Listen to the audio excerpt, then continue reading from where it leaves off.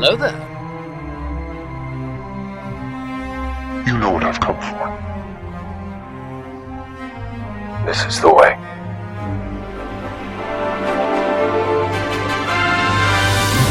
I am a Jedi, like my father before me.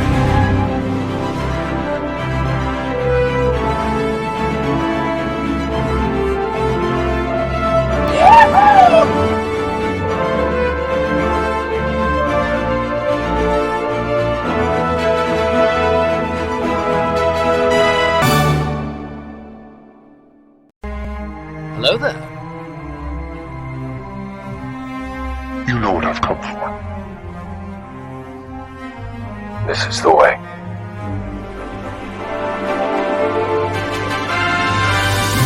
I am a Jedi, like my father before me.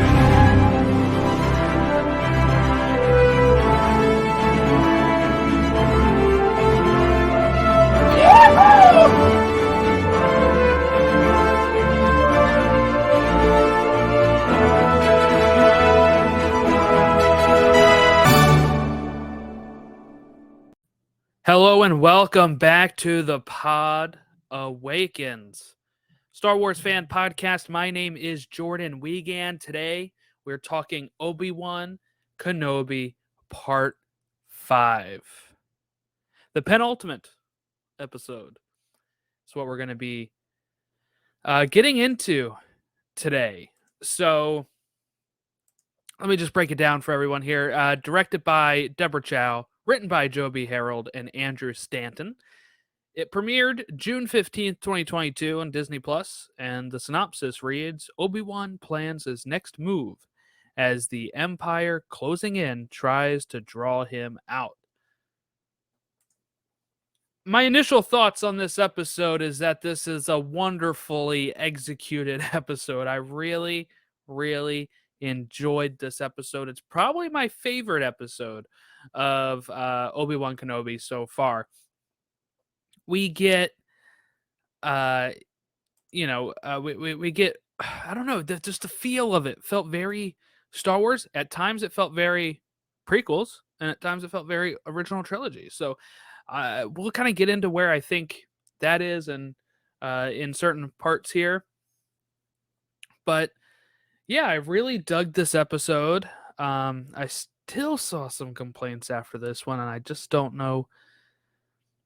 I think most people that listen to this show would probably be erring on the side of liking this show. Usually I feel like if you're gonna not like a show, I don't usually listen to like recap podcast afterwards. But Star Wars fans are built differently, so maybe you are listening and not a fan of the way it's been, but so far I've really enjoyed this. I think it has a great chance to be, I don't know if I would say like the best Disney Plus Star Wars show, because I really love The Mandalorian, but this definitely feels the most cinematic. And I know there's been times where it has looked at times maybe a little cheaper than you would like or whatever, but I don't know, for me this all works, We have to realize if Star Wars is going to be on TV, it's not going to look the way it does on the films. Even with today's technology, it is looking better, but it's not going to look exactly the same. So let's get into the plot here. We open up with this flashback to around the time of Attack of the Clones, which was great to see. When you see Coruscant, and you see the back of Hayden Christensen with the ponytail and the braid, and you're like, here it is. We have Anakin Skywalker circa the Clone Wars time frame back. We know it's before Attack of the Clones because he still has his hand that he loses in Attack of the Clones. He still has his Attack of the Clones lightsaber hilt. Obi-Wan has his Phantom Menace and Attack of the Clones lightsaber hilt, while they will both have different lightsaber hilts for Revenge of the Sith. He still got the braid and the ponytail, so we know it's around then. They're wearing the same sort of tunic that he wore in Attack of the Clones. So this is probably, I would say, this could be theoretically not long before they get in that elevator to go meet Padme. This could be that day or that week. I could totally see that. And that's really cool to know. I know some people thought maybe, did they use de-aging technology on Hayden Christensen? Some people said it was distracting that they didn't. I mean, of course, I noticed that he looked older, but that doesn't really bother me that much because when you have an older actor than what they were playing before, you just kind of have to roll with it, right? The only other option would have been to de-age him or to recast him. I'm not going to want to recast him. The de-aging could have cost more money, or then you could also have complaints about that. Oh, it doesn't look right. The way people said that about like Luke or who's a really good example in the Marvel films. They did that to somebody that people were like, that really took me out of it. I forget what movie it was.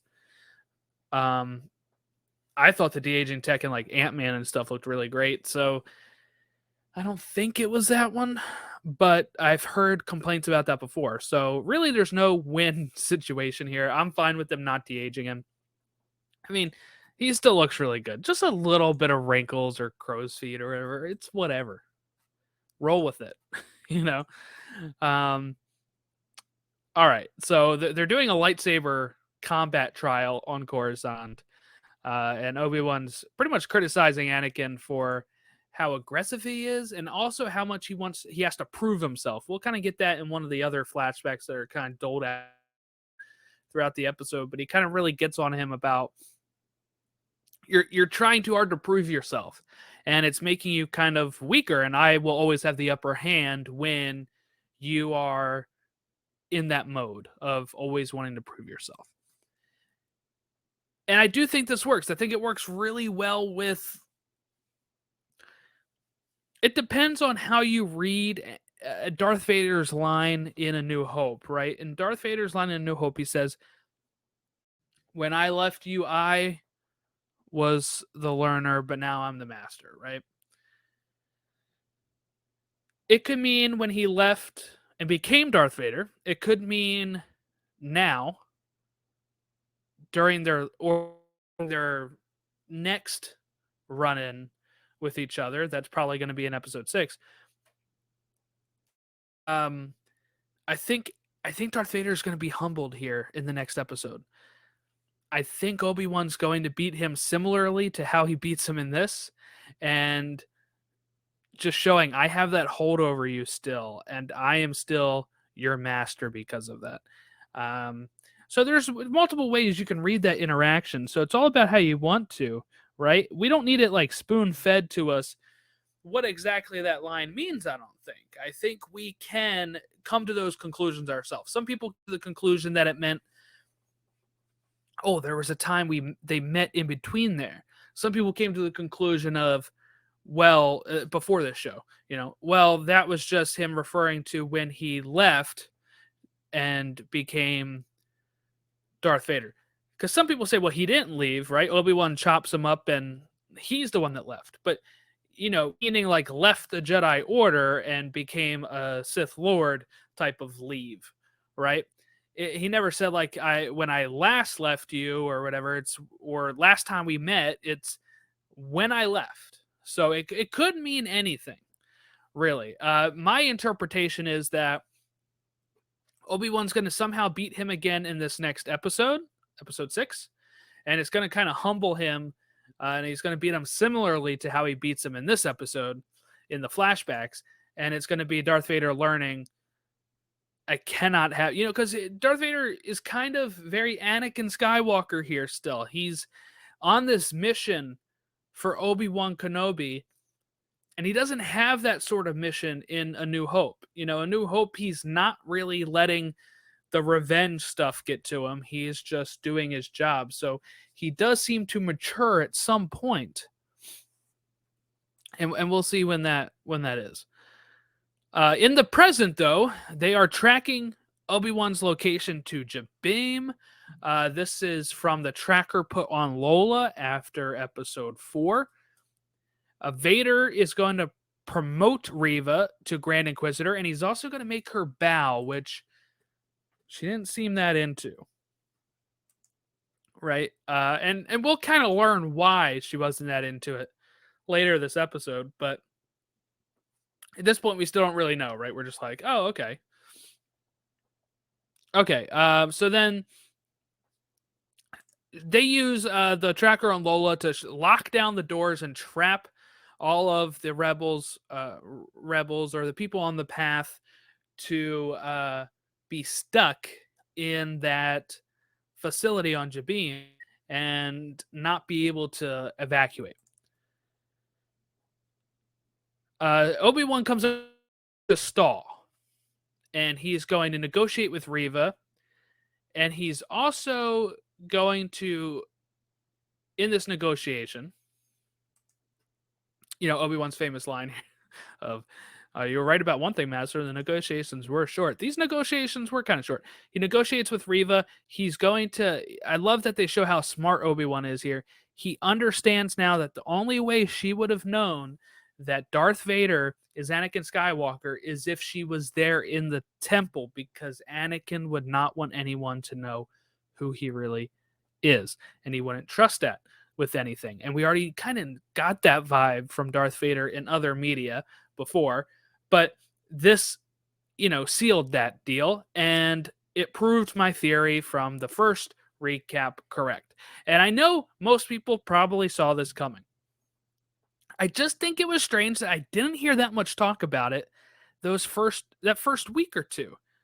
Like that first week, people are like, well, I wonder if we'll learn more about Reva. And they didn't like have any theories about the opening scene. They just kind of, like a lot of podcasts I listen to, just kind of brushed through that scene. And I was like, I think that's Reva. Why don't show that? Right. And it's correct. One of them is Reva, and that she was there. We do see Anakin enter the Jedi Temple the way he does in Episode 3, Revenge of the Sith, and she sees Anakin Skywalker. And as she says to Obi-Wan, we thought he was there to help us, to save us. And it's kind of that same vibe, right, from Revenge of the Sith, when he goes in to the room where all the kids are hiding out, and they say, Master Skywalker, what are we to do? And he just ignites his lightsaber. It takes the kids by surprise, and it takes Reva and her friends by surprise in this scene as well. And I'm guessing from what we see here at the end that when she gets stabbed, she has flashbacks to kind of getting stabbed as a kid. I don't know if that's what really happened to her back then, or if it's just like this, because she says she plays dead is how she survived. She played dead next to the other kids and just let Anakin think she was dead. So she's got this hate for Darth Vader and probably the Empire due to them killing her friends. But she also has this disdain for, I guess, I'm not sure if it's all Jedi, but definitely for Obi-Wan, because Obi-Wan was the master of Anakin Skywalker. She says, where were you? And again, you can take that multiple ways. You can take where were you of why weren't you there? You can also take it of like, where were you when you were training this kid, because he's went off the handle. He went full dark side. What were you doing, Obi-Wan? What were you wrong about with this kid? And I was waiting for him to be like, well, I was fighting General Grievous actually, but I'm not sure she meant it like physically where, but like where mentally. Like, how'd you not see this coming? How'd you not see that your apprentice was turning to the dark side? Obi-Wan kind of had some sort of idea, right? He mentioned he knew Anakin was breaking the rules. We know that. He talks to Padme about how he knows that they're together. Like, that's a surprise for him. He's able to put that together. He just knows Anakin that well, right? He also knew how much the rank of master not being granted to him was affecting him. But at this point, all of the Jedi were really clouded, of course, right? And they were all in this mode of the war is almost over, right? So Obi-Wan's mindset is probably go take down Grievous, come back, really settle this stuff down with Anakin. We don't have to worry about him becoming a master that quick then, because the war will be over and we'll all be much happier. But he had no idea about Palpatine. None of the Jedi did. And I think that's what really stings with Reva, and what probably stings with Obi-Wan as well. When we found him at the beginning of the series, he was very closed off from the Force. He was very closed off from people, and he was broken, as they keep saying in these interviews. He's a broken man who has to try to, deal with that some of this stuff is his fault.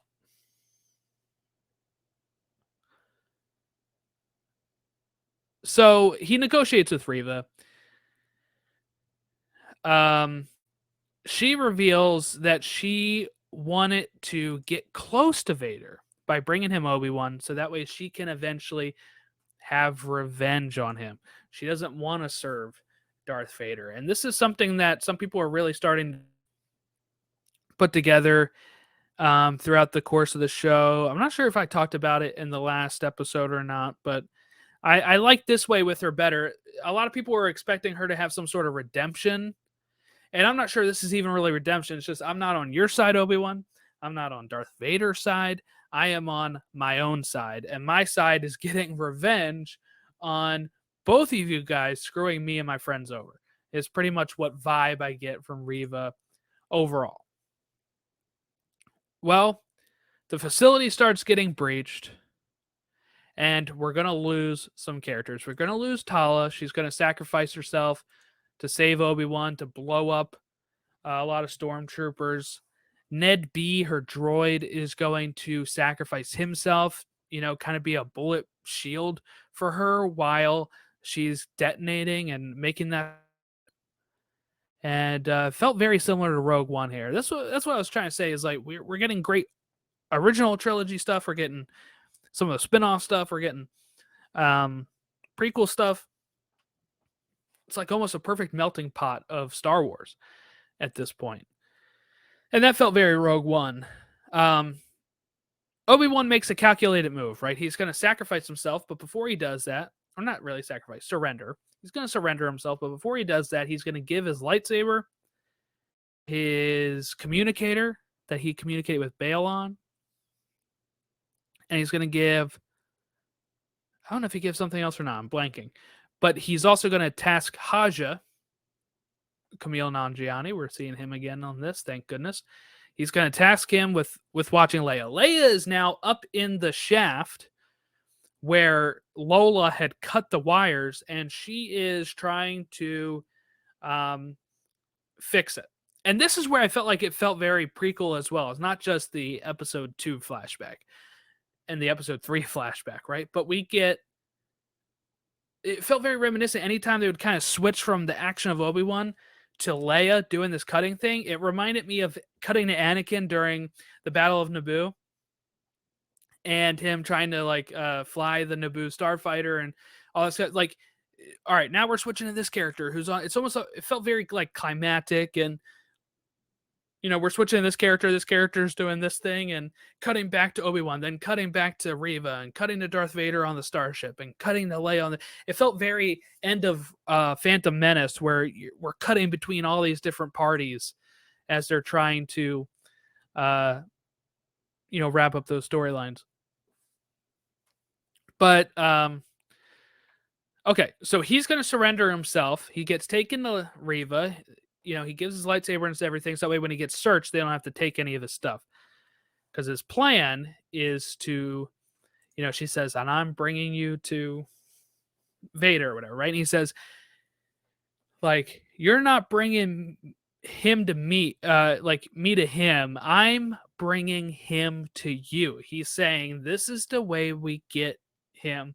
He's putting his faith in Reva, kind of using her as bait as well, I guess, or like letting her use him as bait, and then he's going to kind of hope that she can get the job done. He probably knows he can't kill Anakin still after all of this stuff. So he's going to let that happen. They're going to put him away in the spots that they had already claimed in the tunnel, in the base. and he's going to break out of there and be able to take down those stormtroopers pretty easily. And Vader is going to come.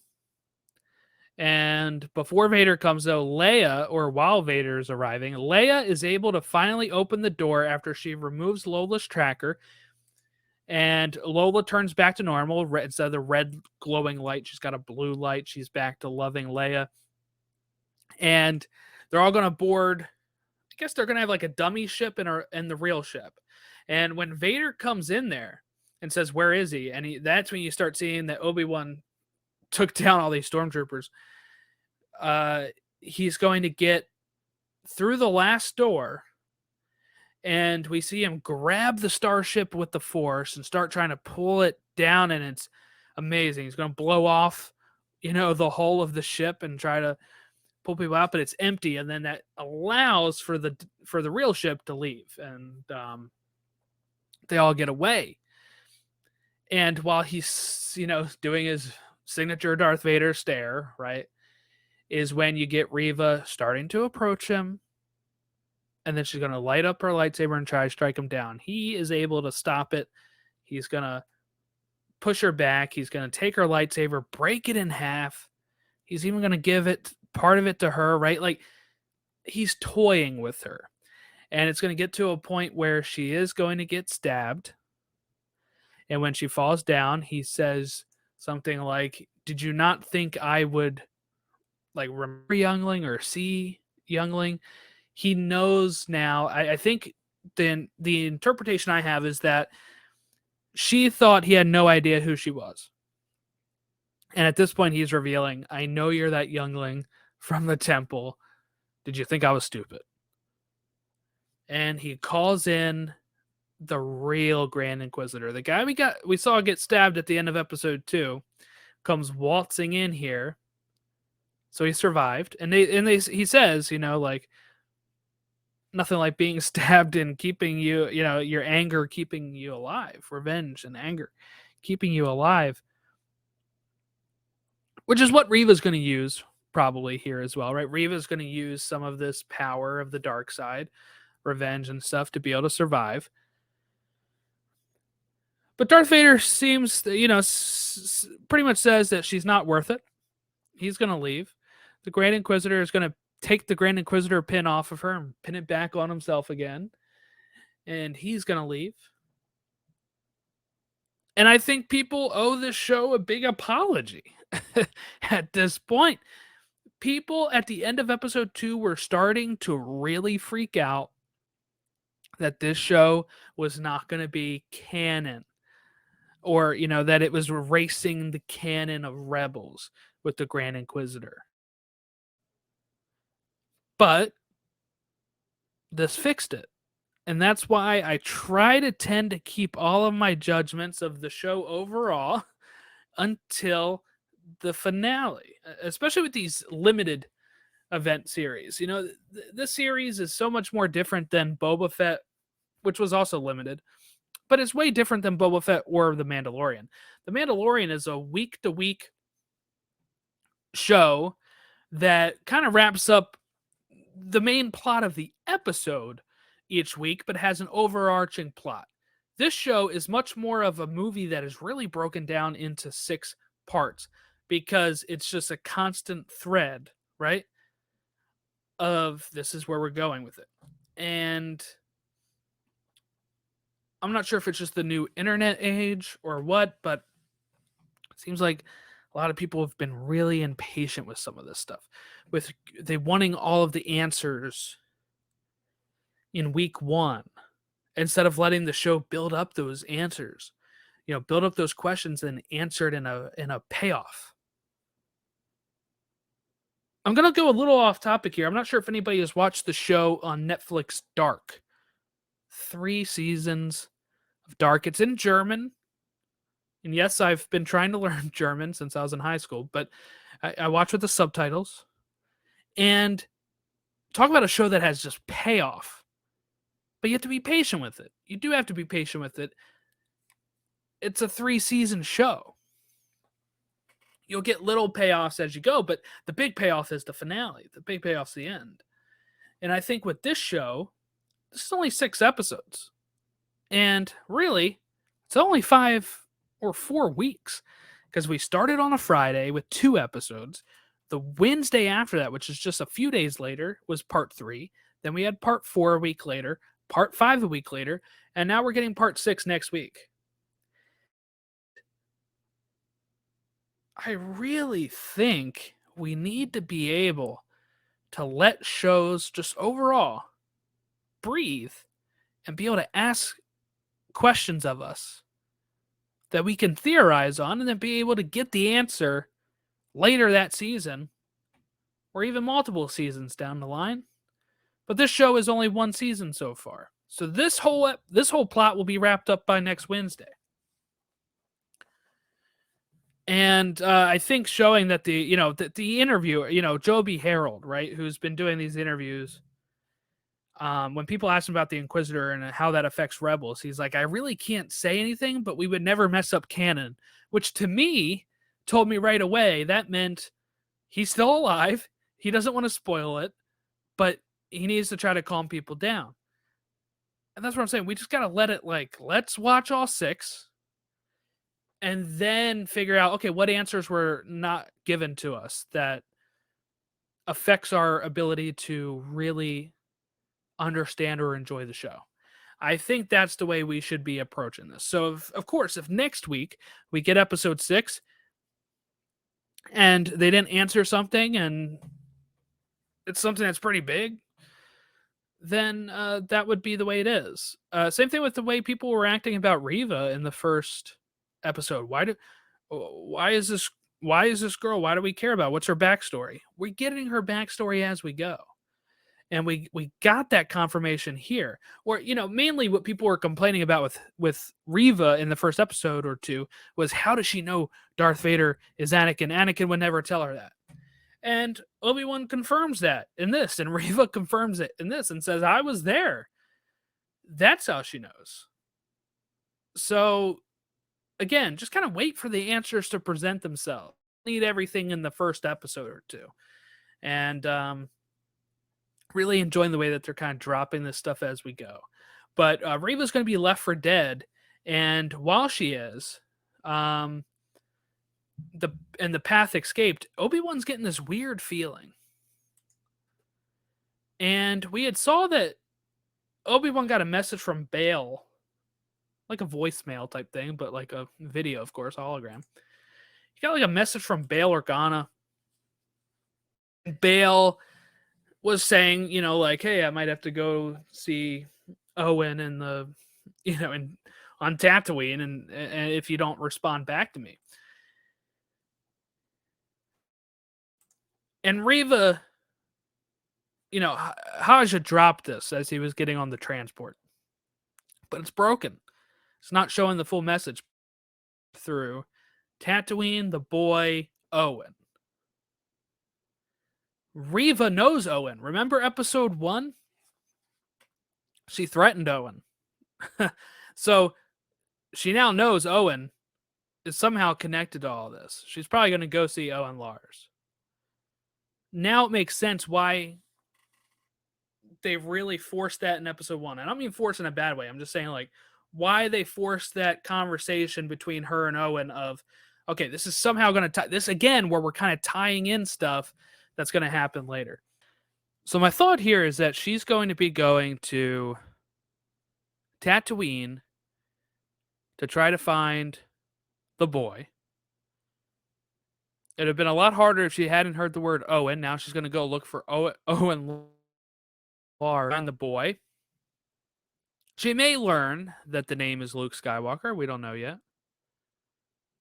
But I think she's going to keep herself alive long enough to be able to make that run to Tatooine. And I guess I could kind of see this going a few ways here, right? It can go the way of kind of like Darth Maul in Rebels, where he finds out that Obi-Wan is watching over like a chosen one. with Obi-Wan kind of reading that that the chosen one is Luke. Anakin had failed. And what we know is that Anakin is still the chosen one. He makes that redemption in Return of the Jedi. But I think Obi-Wan was starting to move on to think that the chosen one was Luke. So it's kind of what the vibe is in Rebels, right? When Darth Maul approaches, and Obi-Wan kills Darth Maul in Rebels. Spoiler if you don't want that. But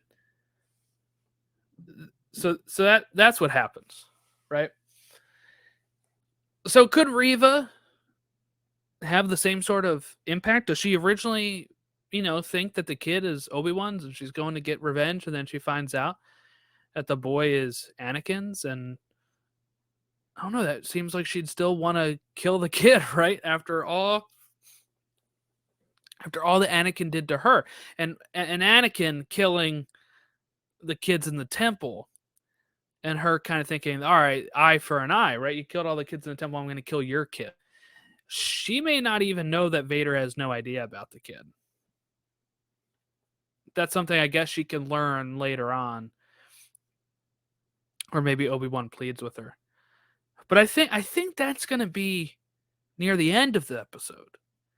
I think what we're going to get in the meantime is Obi-Wan versus Darth Vader to wrap that up. And then when he gets back to Tatooine, having to face Reva to save Luke. That's kind of what I suspect to be the layout of the episode. So let's talk about it a bit. The finale. So they're doing this event in Canada with theaters where they're playing all 6 episodes back to back to back in the FAQ at the end, and supposedly the theaters have the finale listed as around 90 minutes.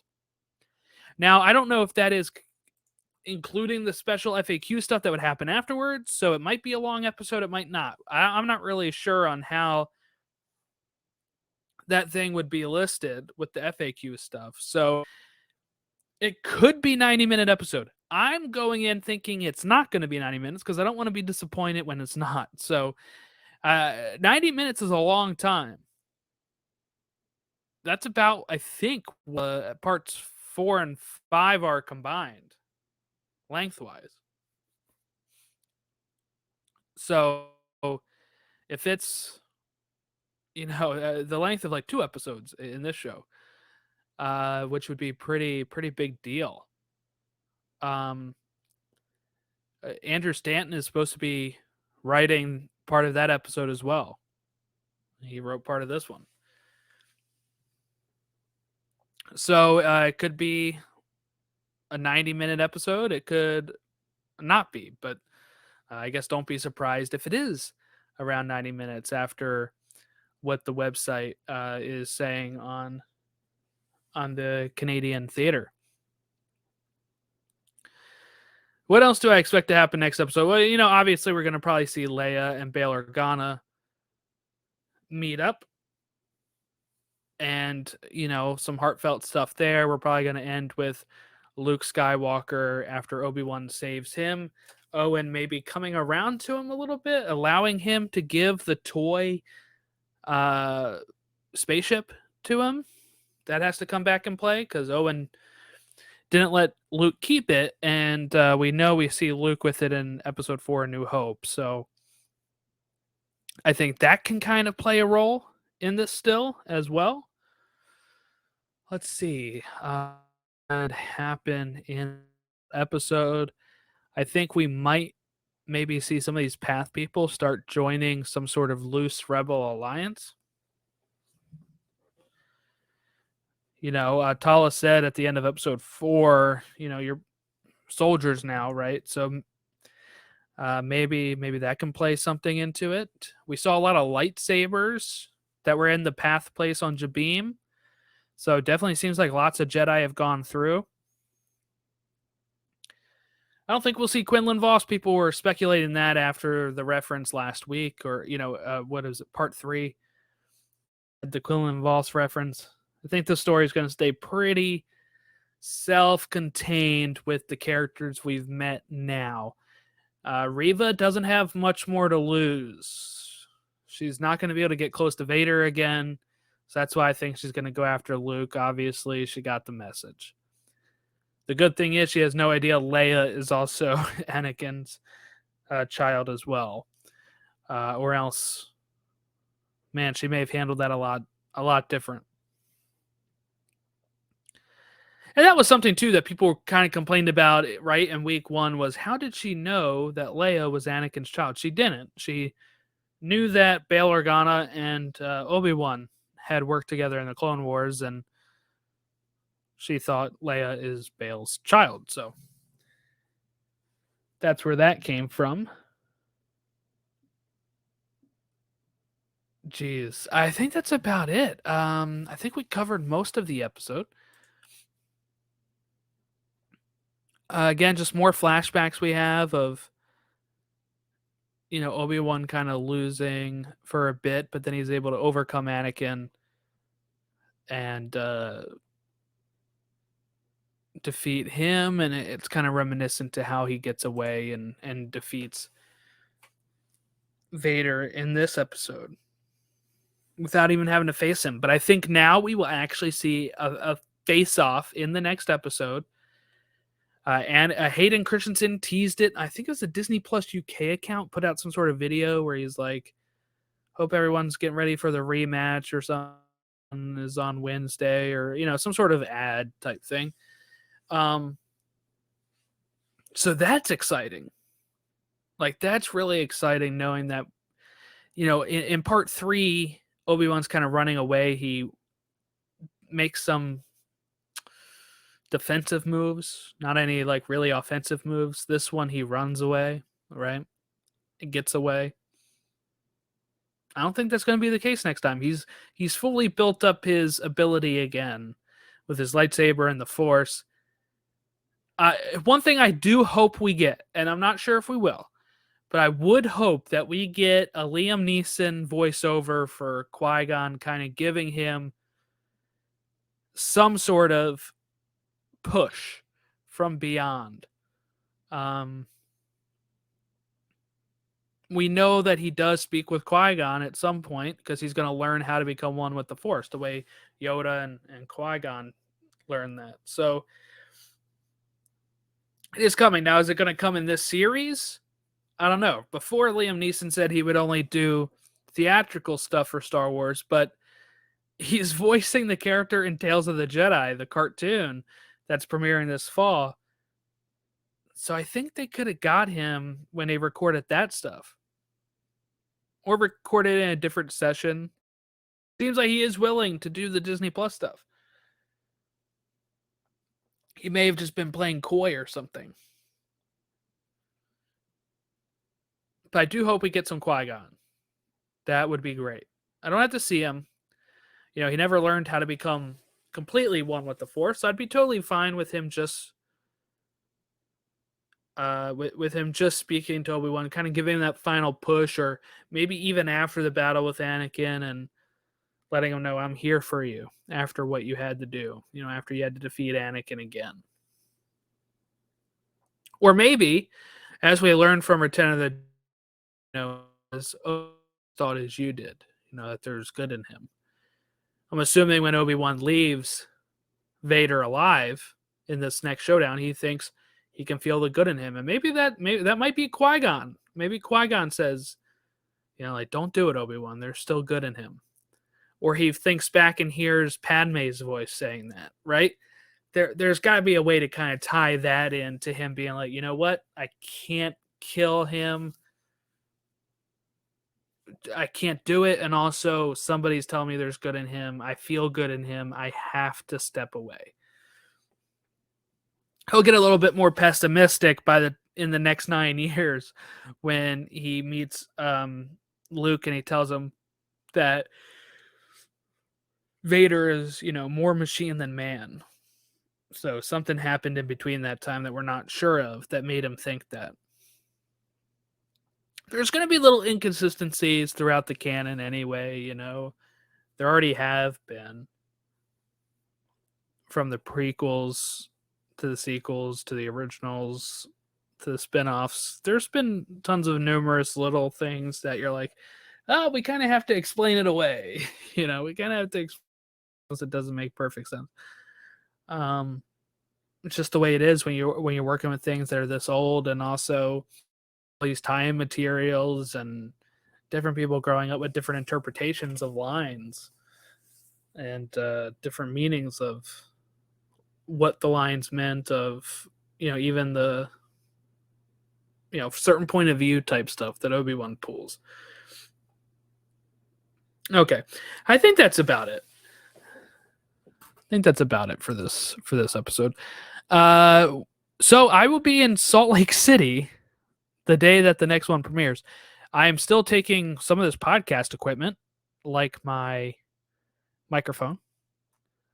So I should be still uploading an episode next week after that. So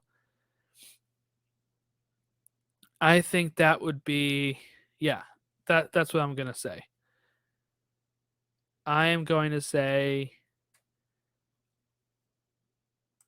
it's like we're going on vacation, but my wife is going to be doing some stuff there for like business.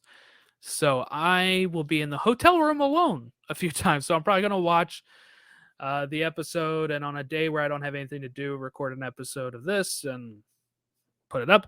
I'm not so sure if it's going to be the best quality video wise. I'm not sure what type of setup she has with webcam cameras, but should still have a video version up, should still have the audio version up for the finale of Obi-Wan Kenobi this Wednesday coming up, because I'm leaving Tuesday night, so it'll actually be premiering, I think, like 10 minutes after I land. I don't think I'm watching it right away, though. I don't think I'm gonna like get to the hotel room and watch it. I mean, after a long like plane trip and stuff, I'm probably going to be knocked out.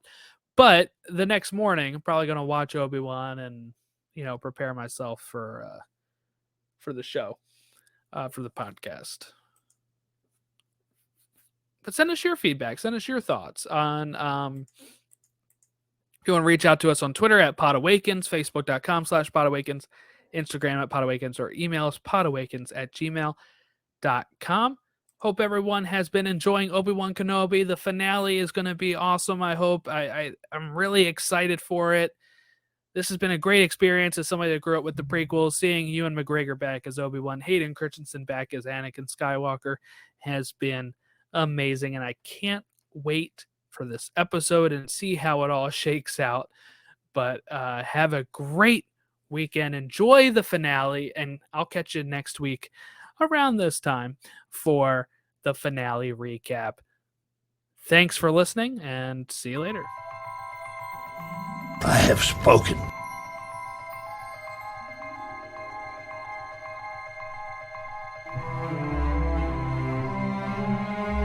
It's over, Anakin!